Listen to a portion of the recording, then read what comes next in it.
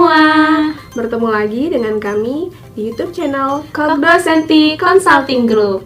Sebelumnya, perkenalkan saya Sofi dan rekan saya Indri. Hari ini kita mau membahas apa nih, Indri?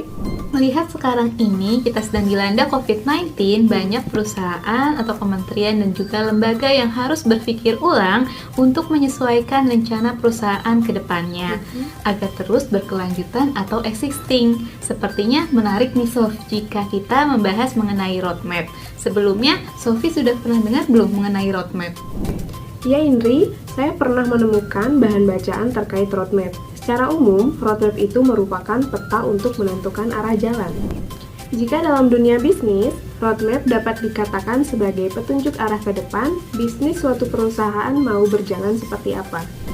Tetapi, di perusahaan, kementerian, atau lembaga juga terdapat istilah RENSTA atau rencana strategis. Yang saya bingungkan, apa perbedaan antara roadmap dan RENSTA ya? Betul Sof, roadmap dapat dikatakan sebagai peta jalan yang dijadikan sebagai petunjuk arah.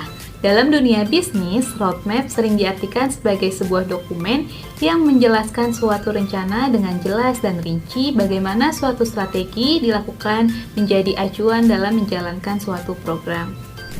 RENSTA juga berisikan dokumen perencanaan, namun pembedanya RENSTA biasanya lebih kompleks di mana di dalamnya memuat tujuan, sasaran, kebijakan, program, dan kegiatan. Perbedaan yang signifikan Sof antara RENSTA dengan roadmap, RENSTA biasanya berkisar sekitar 5 tahunan, sedangkan roadmap bisa lebih daripada itu karena pembuatan roadmap sendiri memperhitungkan jangka pendek, jangka menengah, maupun jangka panjang. Nah Sof, untuk mengetahui roadmap tersusun dengan baik, apakah Sofi tahu prinsip dasar dalam penyusunan roadmap? Tentu saya tahu, Indri. Terdapat beberapa prinsip dasar dalam penyusunan roadmap. Karena roadmap merupakan sebuah peta jalan, maka dasar yang pertama haruslah ringkas. Kedua, jelas. Bahasa yang digunakan untuk menyusun roadmap adalah bahasa yang jelas agar mudah untuk dipahami. Ketiga, terukur. Semua hal termasuk goal, output, outcome, program, waktu, dan kegiatan bisa diukur dengan sangat baik. Keempat, rinci. Pembuatan roadmap harus bisa melihat dari sisi kedetailan. Kelima, adjustable. Sebuah roadmap harus bisa mengakomodasikan feedback dan juga revisi jika diperlukan. Keenam, komitmen. Sebuah dokumen bisa dikatakan sebagai roadmap jika itu adalah dokumen yang telah disetujui oleh mereka yang terlibat.